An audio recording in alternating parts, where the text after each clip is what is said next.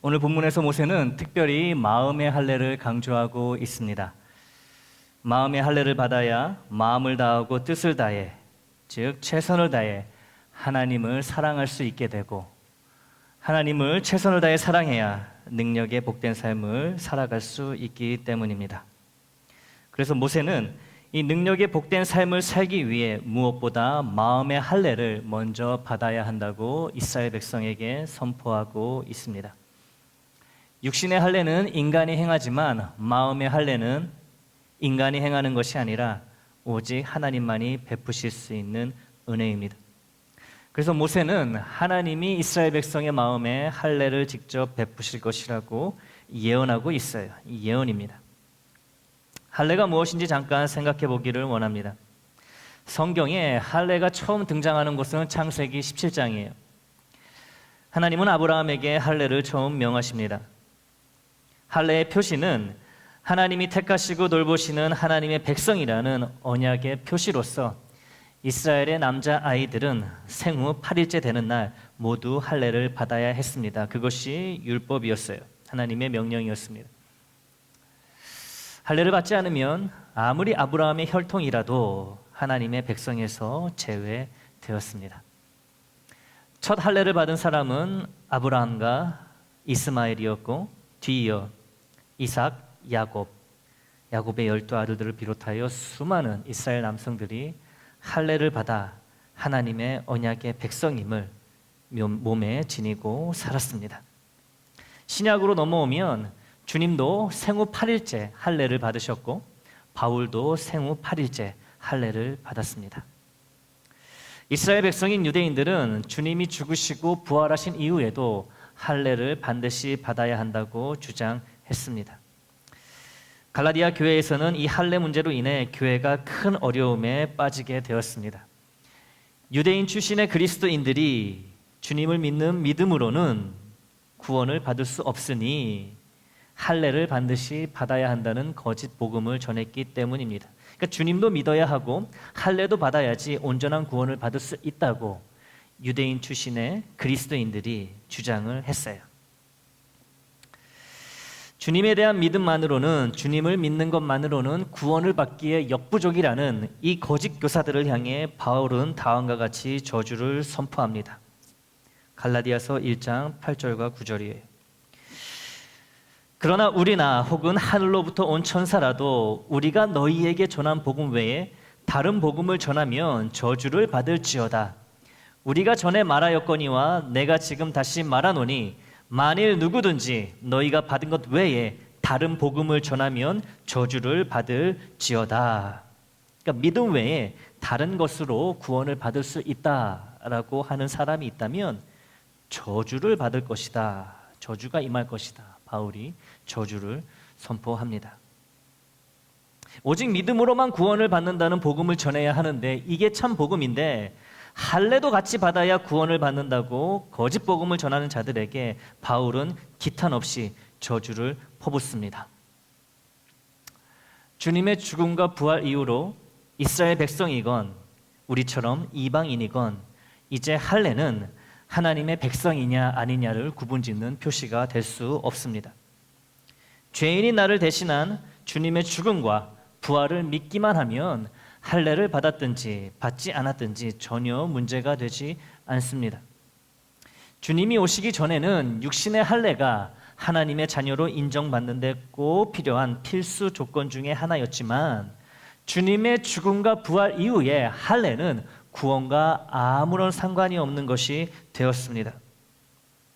그런데 오늘 본문에 나오는 모세의 설교는 분명 예수님이 이 땅에 오시기 훨씬 전에 선포된 하나님의 말씀입니다.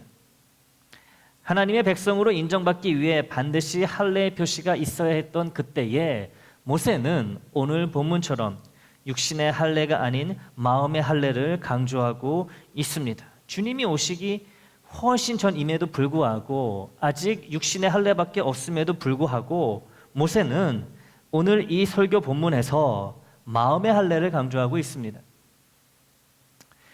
육신의 할례를 이미 오랜 세월 해오고 있는 이스라엘 백성에게 모세가 마음의 할례에 대해 이처럼 강하게 말하고 있는 이유는 무엇일까요? 육신의 할례를 받는 것만으로는 하나님을 최선을 다해 사랑하는 일과 능력의 복된 생명의 삶을 살아가는 것이 부족하기 때문입니다. 불가능하기 때문이에요. 모세는 마음의 할례를 강조하는 오늘 본문에 앞서 한 가지 예언을 하고 있습니다. 그 예언의 내용은 훗날 이스라엘 백성들이 하나님 앞에 범죄하여 이방 나라의 포로로 끌려갈 터인데 하나님이 그들의 마음을 돌이키시고 긍휼히 여기사 포로에서 돌아오게 하신다는 그런 예언입니다. 그 다음에 이어지는 모세의 설교 내용이 바로 오늘 본문인 마음의 할례에 관한 것입니다.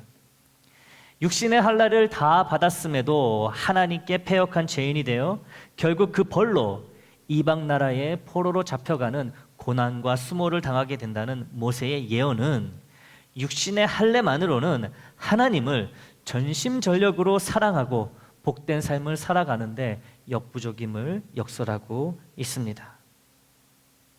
할례는 명문 사립고등학교의 교복과도 같습니다. 최고의 명문 사립고등학교의 교복이라는 거예요. 그 학교 교복을 입고 다니면 사람들이 한 번 더 눈길을 줍니다. 아유, 저 학교에 다닐 정도면 공부도 잘하고 집안도 상당히 잘 살겠구나. 모두가 이렇게 생각을 하면서 그 교복을 입은 학생을 한 번 더 본다는 거죠. 이 사실이에요. 그런데 이 명문 사립고등학교 교복을 입고 다니고 이 명문 사립고등학교 학생이라는 것을 모두가 인정해도 그것이 그 학교 학생의 목적이 될 수는 없지요.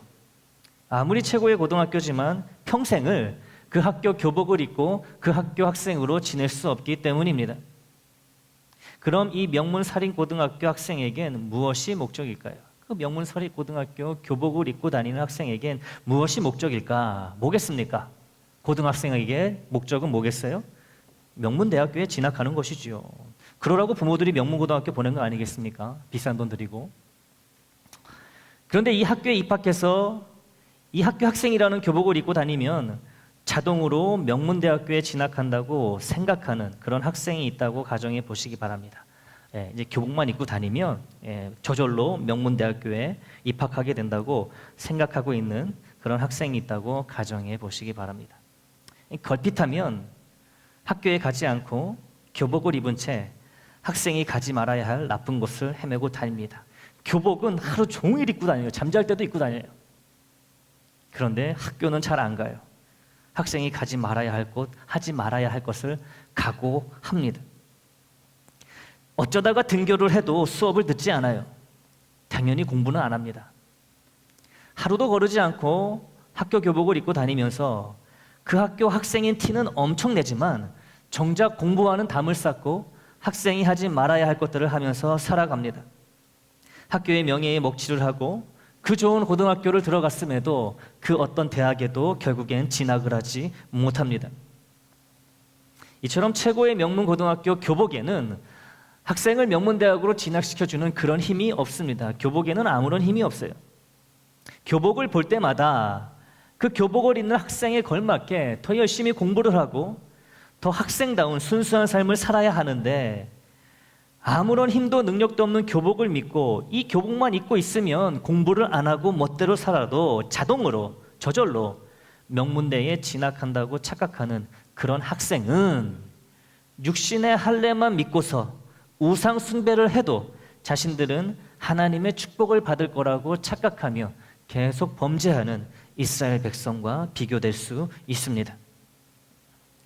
하나님의 말씀대로 순종하지 않아도 내 몸에 있는 할례가 하나님의 백성이라는 표시가 되므로 하나님과의 사이에는 아무런 문제가 없다고 생각하며 계속 죄를 짓고 살아가는 자들이 이스라엘 백성이었습니다. 하나님은 그것을 이미 알고 있었고 모세에게도 알려주신 거죠. 그래서 결국엔 패역한 그들이, 범죄한 그들이 이방 나라의 포로로 끌려가서 하나님의 은혜로 다시 돌아온다는 예언을 하고 있습니다. 육신에 난 할례의 표시를 볼 때마다 하나님의 백성임을 기억하고 하나님의 백성답게 하나님을 더욱 사랑하여 하나님께 순종하며 살아야 하는 게 맞겠지요. 그렇게 하라고, 그렇게 살라고 하나님이 이스라엘 백성에게 할례의 언약을 주셨던 것입니다. 그러나 그들의 몸에 있는 할례의 표시가 마치 대단한 유세라도 되느냐? 어떤 죄를 지어도 심지어 하나님이 가장 싫어하시고 가장 악하다고 하시는 우상 숭배죄를 지어도 하나님과 그들 사이에 아무 문제가 없다고 착각하는 이스라엘 백성들은 육신의 할례가 지닌 참 의미를 알지 못했습니다.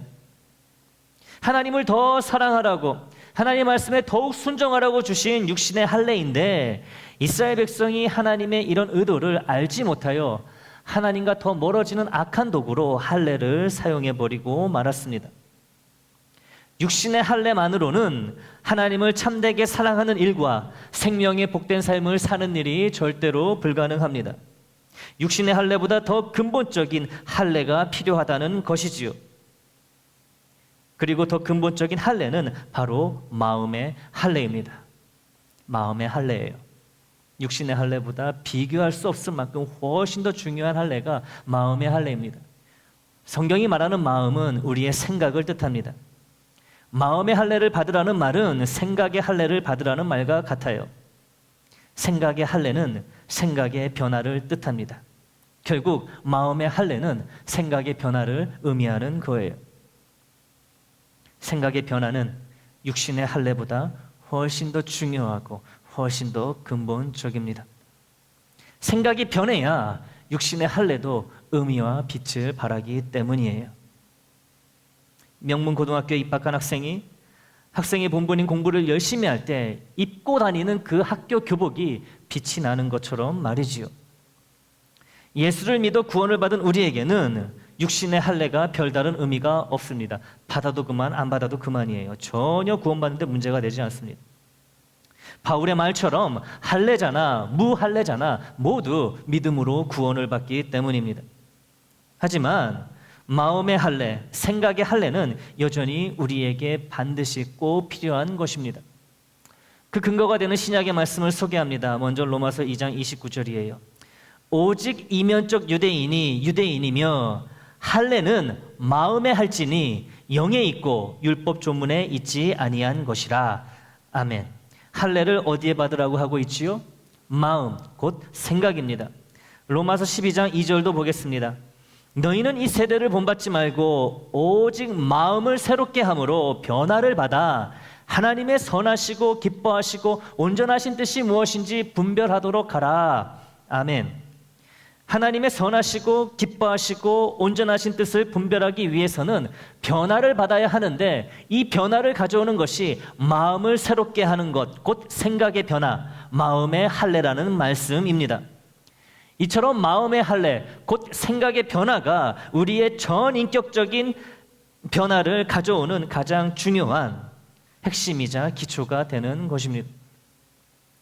육신의 할례가 마치 모든 것을 다 이루었다는 이스라엘 백성의 착각과 자만과 교만으로 이어졌듯이 내가 예수를 믿어 구원을 받았고 하나님의 자녀와 주님의 자녀가 되었다는 사실은 하나님이 나에게 더 이상 바라시는 것도 없고 내가 하나님 앞에 더 해야 할 의무나 책임이 없다는 착각과 자만, 교만으로 이어질 수 있습니다. 육신의 할례가 이스라엘 백성에게 마치 모든 것을 이루었다는 그런 착각을 주었듯이 내가 예수를 믿어 구원받았다는 이 사실이 내가 더 이상 하나님께 할 것이 아무것도 없다라는 이런 착각으로 이어질 수 있다는 거예요. 그러므로 마음의 할례를 받아야 한다는 모세의 설교는 오늘 우리도 반드시 들어야 할 하나님의 말씀이 되는 줄 믿습니다. 교우 여러분, 마음의 할례, 즉 생각의 변화를 받아야 한다는 말씀이 어떻게 다가오십니까? 마음의 할례를 받아야 한다. 하나님이 주시는 마음의 할례를 받으십시오. 이 선포가 어떻게 다가오십니까? 생각을 바꾼다는 말은 살아가면서 쉽게 들을 수 있는 말이어서 우리에게 낯설거나 생소하지 않습니다. 그래서 마음의 할례, 즉 생각을 바꿔야 한다는 오늘 본문의 모세의 설교가 새로울 것도 없고 어려울 것도 없는 다 아는 설교, 다 아는 말씀으로 들리실지도 모릅니다. 그러나 마음의 할례를 받으라는 모세의 설교는 우리에게 아픔과 그 아픔을 받아들이겠다는 다짐을 요구하는 절대로 쉽지 않은 말씀입니다. 할례는 아픈 것이기 때문이에요. 육신의 할례 그 이상으로 아픈 것이 마음의 할례, 즉 생각의 변화이기 때문입니다. 육신의 할례의 고통을 다룬 성경의 한 사건이 있습니다. 야곱의 딸 디나가 이방 사람 세겜에 의해 강간을 당한 사건입니다. 이방 사람 세겜은 세겜 땅의 주장이었습니다. 힘이 있는 자였어요. 그가 자신의 땅에 놀러온 야곱의 딸 디나를 보고 한눈에 반하여 성폭행을 합니다. 그리고 디나가 너무 마음에 들어 아내로 삼고 싶으니 도와달라고 자신보다 힘이 더 센 자신의 아버지 하몰에게 부탁을 합니다. 이 소식이 야곱의 귀에 들어갑니다. 디나를 범한 세겜의 아버지 하몰이 아들인 세겜을 대신해 야곱을 찾아와 디나를 달라고 합니다. 딸을 달라고 해요. 야곱을 찾아와서. 야곱의 장성한 아들들도 그들의 누이에게 벌어진 이 끔찍한 일에 대해 듣고 근심 가운데 심히 노하게 됩니다. 왜 안 그러겠습니까? 당연히 분노를 할 수밖에 없겠지요. 디나를 범한 세겜과 세겜의 아버지 하몰이 야곱과 그의 아들들에게 제안을 합니다. 디나를 그들에게 주는 조건으로 무엇을 원하든지 다 주겠다고 합니다. 섭섭하지 않게 할 테니 디나를 달라고 합니다. 그리고 자신들의 딸들과 야곱의 딸들이 서로의 아들들에게 자유롭게 시집을 갈 수 있는 통혼 조약을 맺자고 합니다. 가족이 되자고 하는 거예요. 그들의 땅도 줄 테니 그곳에 정착하여 함께 안정된 삶을 같이 살아가자고 혹할 만한 제안을 야곱과 그의 아들들에게 합니다. 이에 야곱과 그의 아들들이 보인 반응은 이렇습니다. 창세기 34장 13절에서 17절 말씀이에요. 야곱의 아들들이 세겜과 그의 아버지 하몰에게 속여 대답하였으니 이는 세겜이 그 누이 디나를 더럽혔음이라. 야곱의 아들들이 그들에게 말하되 우리는 그리하지 못하겠노라. 할례 받지 아니한 사람에게 우리 누이를 줄 수 없노니 이는 우리의 수치가 됨이니라. 그런즉 이같이 하면 너희에게 허락하리라. 만일 너희 중 남자가 다 할례를 받고 우리같이 되면 우리 딸을 너희에게 주며 너희 딸을 우리가 데려오며 너희와 함께 거주하며 한 민족이 되려니와 너희가 만일 우리 말을 듣지 아니하고 할례를 받지 아니하면 우리는 곧 우리 딸을 데리고 가리라. 야곱과 야곱의 아들들은 하몰과 세겜의 제안을 받는 조건으로 한 가지를 요구합니다. 하나님의 백성인 그들과 한 민족이 되기 위해 이방 족속인 세겜 족속 남성들이 모두 할례를 받아야 한다는 것입니다. 그러면 한 민족을 이루겠다는 거예요. 결혼도 하고 가족처럼 지내겠다라는 거예요. 야곱과 야곱의 아들들이 할례를 조건으로 제시한 이유는 정말로 세겜 족속과 이 이방 족속과 하나의 민족이 되려고 그랬던 것이 아니었습니다. 야곱은 할례를 받고 고통스러워하는 세겜 사람들을 피해 다른 곳으로 멀찍이 이동하려는 계획을 갖고 있었고, 야곱의 아들들은 할례를 받아 고통 중에 있는 세겜의 모든 남성들을 죽이려는 계획을 갖고 있었습니다. 야곱의 아들들의 계획대로 할례를 받은 세겜의 모든 남성들은 심한 고통에 빠져 칼 한 번 제대로 휘두르지 못한 채 야곱의 아들들이 휘두르는 칼에 모두 죽임을 당합니다. 할례 받은 모든 남성들이 몰살을 당해요. 우리가 지금 이 사건을 함께 나누고 있는 이유는 육신의 할례가 주는 고통이 죽임을 당하는 상황에서도 저항 한번 제대로 못하고 죽게 만들 만큼 실로 막대하다는 점을 확인하기 위해서입니다. 할례 받은 세겜의 남성들이 그 할례의 고통이 얼마나 컸는지 칼을 들고 자기들을 죽이려 찾아온 야곱의 아들들에게 칼 한 번 휘두르지 못하고 그대로 당해 죽었다는 거예요. 할례의 고통이 그렇게 크다라는 거죠. 육신의 할례에 이런 극심한 고통이 있다는 것은 마음의 할례, 즉 생각을 바꾸는 일 역시 극심한 고통이 따른다는 사실을 우리에게 알려줍니다. 육신의 할례가 그토록 아픈 이유는 자명합니다. 생살이 잘려나가기 때문이에요. 그렇다면 마음의 할례, 즉 생각의 변화는 어떨까요? 마음의 할례를 받아 생각이 바뀌는 일이 육신의 할례만큼 아플까요? 안 아플까요? 생각해 보시기 바랍니다. 마음의 할례가 육신의 할례보다 덜 아플까? 더 아플까? 생각해 보세요. 생살이 잘려나가는 것과 잘못된 생각이 잘려나가는 것, 둘 중에 어느 것이 더 아플까요? 우리 대부분은 생살이 잘려나가는 육신의 할례가 더 아프고 괴롭다고 생각할 것입니다.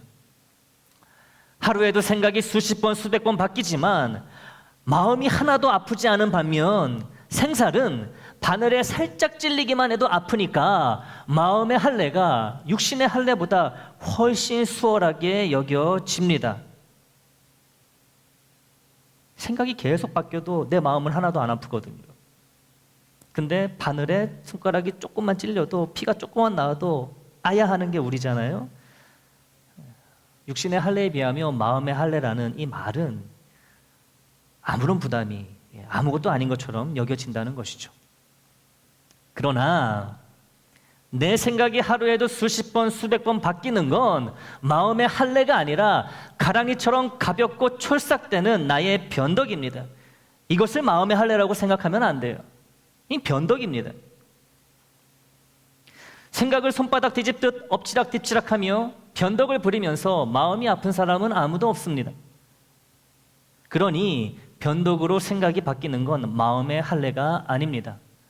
아픔이 없다면 그것은 할례가 아니에요. 오늘 본문에서 모세는 하나님이 이스라엘 백성의 생각을 바꾸실 것이라고 말하지 않습니다. 그렇게 말해도 그렇게 표현해도 되는데 그렇게 하지 않습니다. 대신 똑같은 의미지만 마음의 할례를 베푸실 것이라고 말하고 있어요.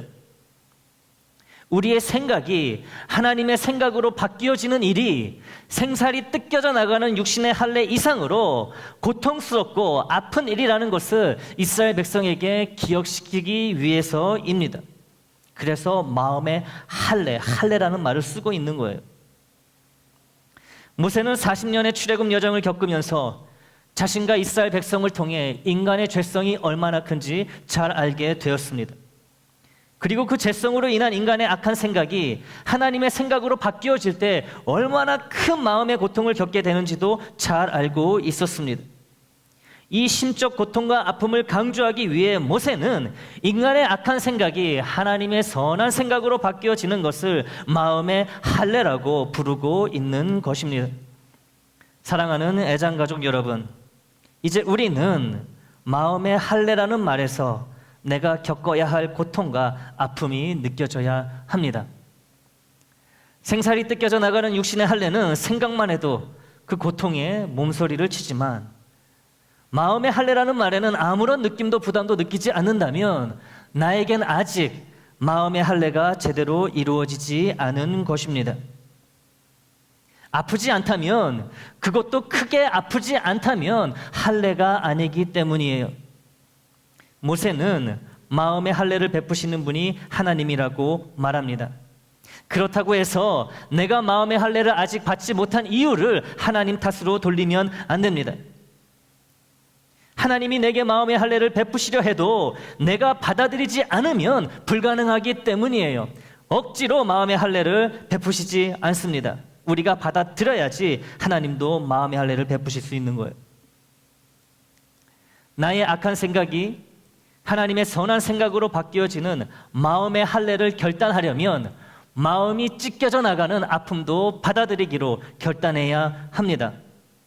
마음의 할례를 받아야 한다는 하나님의 말씀이 큰 아픔과 큰 고통을 가져오는 실제적인 말씀이 아니라 단순히 신학적으로 심오하고 사변적인 말씀으로만 다가온다면 나는 아직도 나의 생각을 하나님의 생각으로 바꿀 의향이 없다는 것을 의미할 뿐입니다. 육신의 할례 그 이상으로 마음의 할례도 고통스럽다는 것을 오늘 본문의 모세의 설교를 통해 기억하시기 바랍니다. 육신의 할례가 얼마나 고통스러우면 할례를 받은 세겜족 속의 수많은 남성들이 몇 명 안 되는 야곱의 아들들에게 몰살을 당했겠습니까? 모세는 마음의 할례를 언급하면서 육신의 할례 못지않은 고통을 잊지 말라고 선포하고 있습니다. 우리의 악한 생각, 잘못된 생각이 하나님의 선하고 온전한 생각으로 바뀌는 일, 즉 마음의 할례를 받는 일이 큰 고통과 아픔임을 제발 잊지 말고 기억하라고 설교하고 있어요. 너희들 육신의 할례를 받을 때 얼마나 괴롭고 고통스러웠느냐. 그러나 너희의 악한 생각을 하나님의 선한 생각으로 바꾸는 마음의 할례는 그에 못지않은 큰 고통과 큰 아픔이 따른다는 것을 잊지 말고 기억하라는 거예요.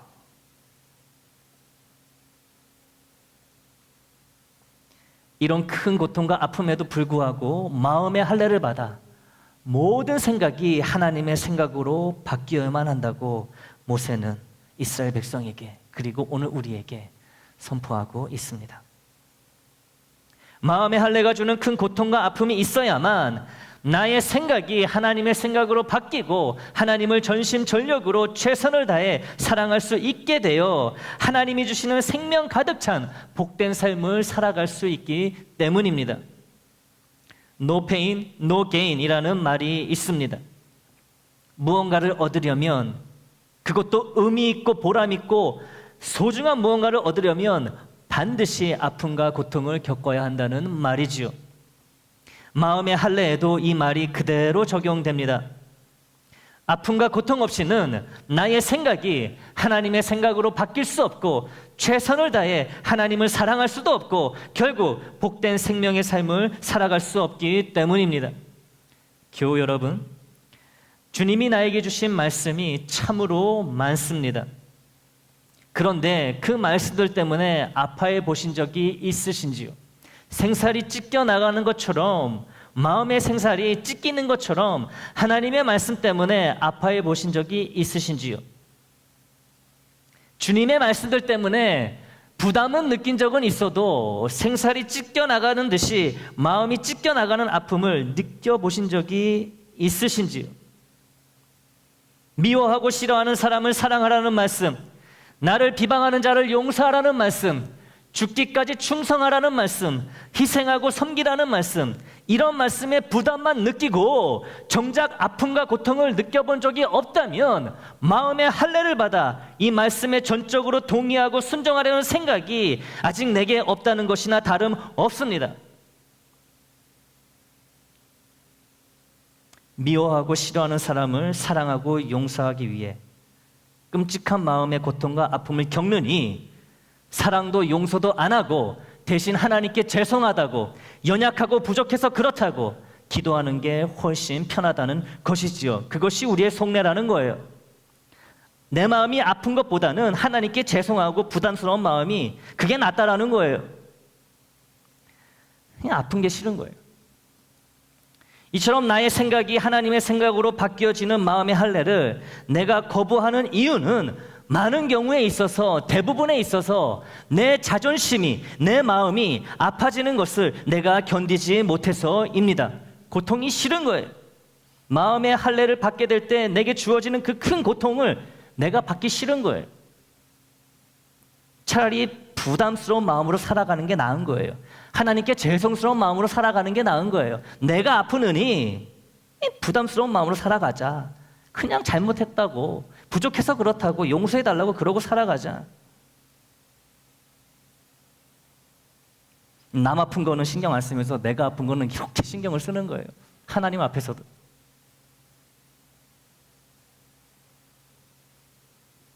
그러나 하나님이 찾으시는 마음은 죄송하고 부담스러운 마음이 아니라 아프고 상한 마음임을 기억하시기 바랍니다. 아프고 상한 마음은 악한 생각이 선한 하나님의 생각으로 바뀌어질 때 그 고통을 있는 그대로 다 받아내는 할례 받은 마음입니다. 죄송한 마음, 부담스러운 마음도 필요합니다. 그러나 죄송한 마음, 부담스러운 마음만으로는 절대로 하나님을 전심으로 사랑할 수 없고 복된 생명의 삶을 살아갈 수 없습니다. 죄송한 마음, 부담스러운 마음이 마음의 할례를 받아 아프고 고통스러운 마음으로 변화되어야 합니다. 나의 생각이 하나님의 생각으로 바뀌어지도록 하나님이 주시는 마음의 할례를 큰 아픔과 큰 고통에도 불구하고 받아들여야 합니다. 그게 나를 위하고 우리 공동체를 위하는 길이 됩니다. 마음의 생살이 찢어지는 고통스러운 마음의 할례를 하나님으로부터 받아들이기로 결단하시기 바랍니다. 그 결단을 통해 나의 죄된 생각이 아닌 하나님의 생각을 품고 최선으로 하나님을 사랑하게 되어 생명력 넘치는 복된 삶을 살아가게 되기를 주님의 이름으로 축원합니다.